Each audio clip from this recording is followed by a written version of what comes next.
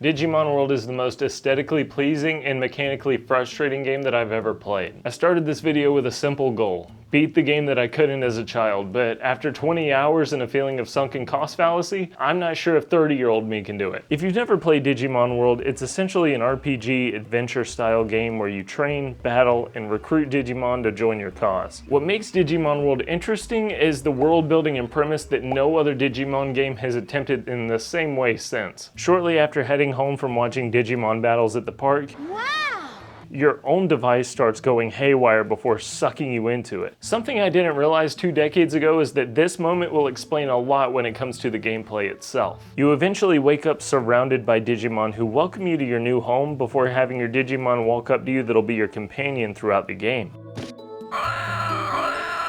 It turns out that all the Digimon have a weird case of Alzheimer's and have decided to flee the once prosperous city, leaving it just a barren reminder of what it once was. Now it's your job to round them up to bring life back to the city by either asking them nicely or by beating the shit out of them first. Which hopefully you'll like doing, because you're going to be doing it a lot. The entire gameplay loop of Digimon World revolves around raising your Digimon, training it, and battling just about every single Digimon outside of the city because they all want to fight you. Not being a fan of Digimon before this game, the gameplay system of Digimon World didn't really make sense to me back in the day. I always felt like Digimon World was a lot like getting sucked into a Tamagotchi, which is funny, because that's exactly what it is. There was this part of me that always assumed that Digimon was created to be a Pokemon competitor, but that's actually not the case at all. It turns out that Digimon as an IP was completely based on its virtual pet toy, a Tamagotchi, but with monsters. There's a reason it uses the same 3-button system. It's made by the same people. So Digimon essentially answers the question, what would it be like to enter the Digivice and become a part of the world itself? This is something that's strongly reflected in Digimon World's art direction. Once you're introduced to the barren landscape of the city and the meat farm that's growing behind Gigimon's house, you're free to explore pretty much wherever you want. You not only have a beautiful landscape on a cozy day and night cycle with alternating background music to accompany it, but you'll start to notice these uncanny background elements that you can't help but have your curiosity piqued with. Why is a gigantic power outlet built into this cliffside? Why are these oversized AV cables laying against my walking path, and why is this brightly illuminated vending machine on the beach? It's a somewhat realistic world that occasionally has a cardboard or appliance-shaped building to remind you that you're somewhere a little bit more obscure. It's an undeniably cool art style that, as far as I know, hasn't been replicated by future titles, or maybe even any other game at all. And I believe it's this art style that makes Digimon World all the more special. But while the world itself is interesting and maybe even a little relaxing, that relaxation doesn't last for very long. The day and night cycle isn't just for aesthetics. Different Digimon will appear depending on the time of day, and this includes encounters that you'll have that impact the story. In these days that pass, they'll actually affect your Digimon's development. If you aren't familiar with the Tamagotchi, it's infamously known for being more demanding than your actual pet.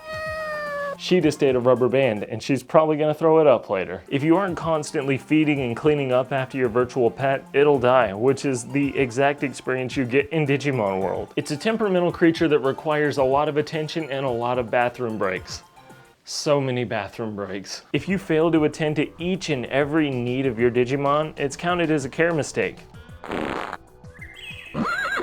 And you can best bet the game is keeping track of it. There's no map, so if you don't have a portable potty on you, you better hope that a toilet's close by. As a kid, I didn't understand why my Digimon kept turning into the emoji monster, or where I was even supposed to go to progress. And even as a grown-ass man, I still don't understand it, but the most difficult part of all is understanding how your Digimon even evolves. Your Digimon has multiple opportunities to evolve during its lifespan, and this system is pretty complex. There's so many branching trees that can change the Digimon that you evolve into, and this is where all of your Digimon statistics are taken into account. Training is done for a number of different attributes, each of which can have a different effect on how your Digimon evolves. How much does it weigh? How fast is it? How much HP does it have? Has it been using the restroom, or has it been shitting all over the ground because you've been spamming the training prompts too quickly? Have you started to sink into psychosis from this yet? There are so many evolutions that you can get, but if you get stuck with the shit-eating Numemon, you're stuck with it for the rest of its life cycle.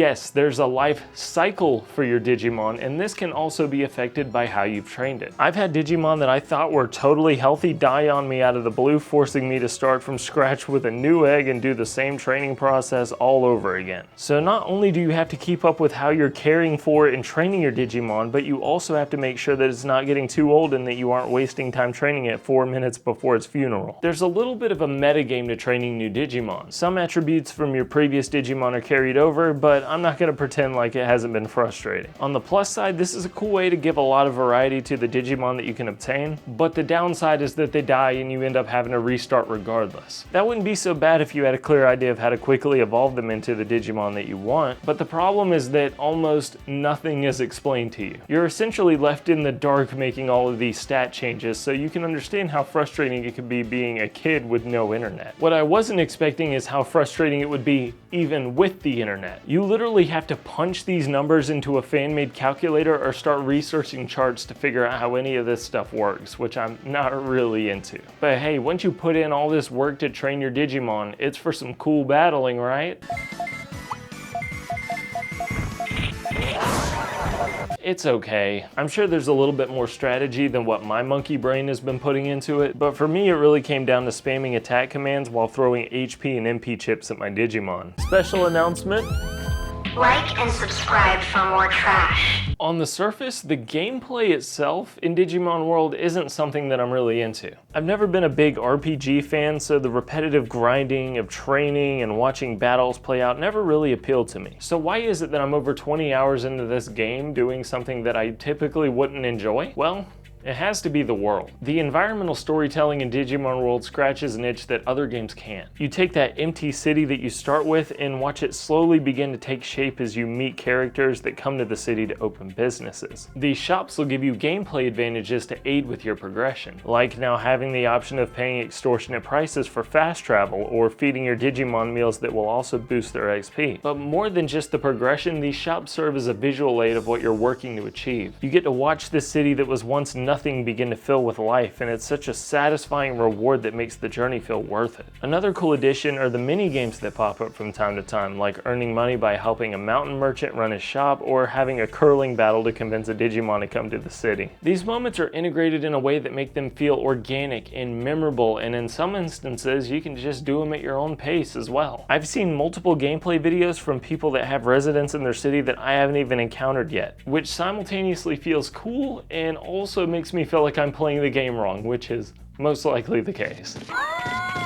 But day by day and year by year within the game's time, just like the Pocket Monster toy that Digimon World's based on, I think it's best to play the game at a slower pace. You're meant to take some time earning money or going fishing in between these evolutions. It's not a game where you can just mainline the story within a short amount of time unless you really know what you're doing, despite that being something that I really want to do. But maybe it's not about the destination as much as it is about the journey. Maybe it's more of an Animal Crossing than it is a Final Fantasy. If everybody in Animal Crossing was trying to fight you. And maybe the Animal Crossing of Digimon games is a fitting way to end it, but let me know what you think in the comments. And before we get out of here, I gotta give a special thanks to the channel members for holding it down. Shout out to Exeat, Joking Bomb, Not a Clown 2, Scotty, and Ryan Gagney. I definitely said that right. I'm gonna come up with some channel member content eventually, but until then, I'll immortalize you guys in the credits. And if you want to be immortalized in the credits, become a channel member, maybe, possibly. You can do that for a couple bucks. Hopefully I'll see you guys in the next one. Let me know what you think, and that's all I got. I've been sitting on this video for a minute. Glad to finally get it out. Let's have a battle with my metal mummy mine.